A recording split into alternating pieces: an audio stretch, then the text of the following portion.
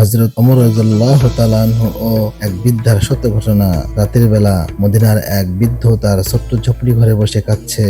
পেটের ক্ষুধায় কাতর, চুল এলোমেলো, চোখে দুশ্চিন্তার ছাপ। বৃদ্ধা ফরিয়াদ জানাচ্ছিলেন, খলিফা ওমর ন্যায় বিচারক, কিন্তু আমি না খেতে পেয়ে কষ্ট পাচ্ছি।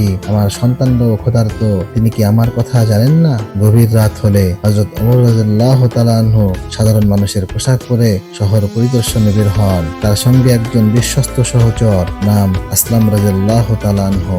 ওমর রাদিয়াল্লাহু তাআলা আনহু আসলাম রাদিয়াল্লাহু তাআলা আনহুকে বললেন, চলো মদিনার কোথাও কেউ কষ্টে আছে কিনা দেখে আসি। আমি যদি তাদের খবর না রাখি তাহলে কিয়ামতের দিন কি জবাব দেব? তারা ধীরে ধীরে চলতে থাকেন। তারপর এক জীর্ণ শীর্ণ ঘরের সামনে বৃদ্ধার কান্নার আওয়াজ শুনতে পান। আসলাম রাদিয়াল্লাহু তাআলা আনহু বললেন, হে আমিরুল মুমিনিন, এখানে কেউ খুব কষ্টে আছে মনে হচ্ছে। ওমর রাদিয়াল্লাহু তাআলা আনহু নিঃশব্দে দাঁড়িয়ে শোনেন, তারপর দরজার কাছে এগিয়ে যান। আম্মা জান, আপনি কাঁদছেন কেন? বৃদ্ধা কান্না বিজড়িত কণ্ঠে বলেন, আল্লাহ যেন ওমরকে শাস্তি দেন। তিনি খলিফা, কিন্তু আমার সন্তানদের ক্ষুধার জ্বালা তিনি জানেন না। যদি তিনি প্রকৃত ন্যায়পরায়ণ হতেন তবে আমার এই অবস্থা হতো না। হযরত ওমর রাদিয়াল্লাহু তাআলা আনহু দ্রুত সরকারি খাদ্য গুদামে চলে যান। নিজেই একটি ভারী বস্তা কাঁধে তুলে নেন।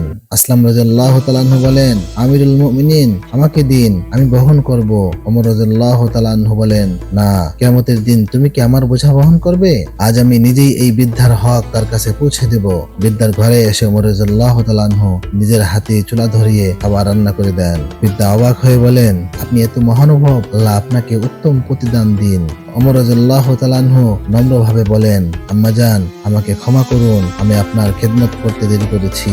এরপর বৃদ্ধা জানতে পারেন যে এই ব্যক্তি আর কেউ নয়, স্বয়ং খলিফা ওমর রাদিয়াল্লাহু তাআলা আনহু। বৃদ্ধার চোখ অশ্রুসিক্ত হয় এবং বলে, আমি না বুঝে আপনার নামে বদদোয়া করেছি, আপনি সত্যিই ন্যায়পরায়ণ শাসক। ওমর রাদিয়াল্লাহু তাআলা আনহু মৃদু হাসলেন, আমার দায়িত্ব হলো মানুষের সেবা করা, আমি আল্লাহর কাছে জবাবদিহি করব। প্রিয় বন্ধুরা আমার, এই গল্প থেকে আমরা কি শিখতে পেলাম? একজন নেতা কখনোই গরিব দুঃখীদের অবহেলা করতে পারে না। সঠিক নেতৃত্ব কেবল আদেশ নয়, বরং সেবা করার মানসিকতা থেকে আসে। দিন দুঃখীদের সাহায্য করা প্রত্যেক মুসলমানের দায়িত্ব। ক্ষমতা বা অবস্থান মানুষকে অহংকারী করে তুলতে পারে, কিন্তু সত্যিকারের মহান ব্যক্তি সবসময় নম্র থাকেন। পরিশেষে আপনাদের কাছে একটি প্রশ্ন রেখে যেতে চাই, আমরা কি আমাদের চারপাশের অসহায় মানুষদের পাশে দাঁড়াচ্ছি? যদি না দাঁড়াই তবে আমরা কি ওমর রাদিয়াল্লাহু তাআলা আনহু এর শিক্ষাকে অনুসরণ করছি? আজকের ভিডিও এই পর্যন্তই। দেখা হবে আবার নতুন কোনো ভিডিওতে। এ ধরনের আরো ভিডিও পেতে আমাদের চ্যানেলটি সাবস্ক্রাইব করুন এবং বেল বাটনটি চেপে রাখুন। ধন্যবাদ সবাইকে। আসসালামু আলাইকুম ওয়া রাহমাতুল্লাহ।